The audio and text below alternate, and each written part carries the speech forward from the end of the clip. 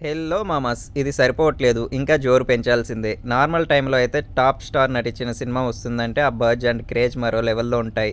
లేటెస్ట్‌గా Tollywood power star Pawan Kalyan నటిస్తున్న latest movie 'Harihara Veeramallu' audience ముందుకు జూన్ 12న గ్రాండ్‌గా రిలీజ్ అవ్వడానికి సిద్ధమవుతూ ఉండగా ఆల్మోస్ట్ 5 ఏళ్లకు షూటింగ్ జరుపుకున్న ఈ సినిమా ఇది.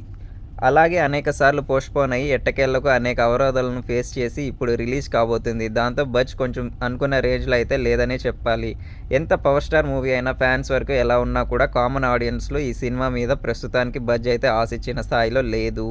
ఇప్పటి వరకు సినిమా నుండి వచ్చిన ప్రమోషనల్ కంటెంట్‌గా సాంగ్స్‌ను మాత్రమే రిలీజ్ చేయగా అవి పర్వాలేదు అనిపించినా గ్రౌండ్ లెవెల్‌లో మంచి రీచ్‌ని అయితే సొంతం చేసుకోలేదు. అలా అని పవన్ క్రేజ్ తగ్గిందా అంటే ఈ సినిమా తర్వాత వచ్చే 'ఓజీ' సినిమా గురించైనా ఏ చిన్న అప్డేట్ అయినా కూడా ఫ్యాన్స్‌నే కాదు కామన్ ఆడియన్స్‌ను కూడా ఓ రేంజ్‌లో ఎక్సైట్ చేస్తుంది.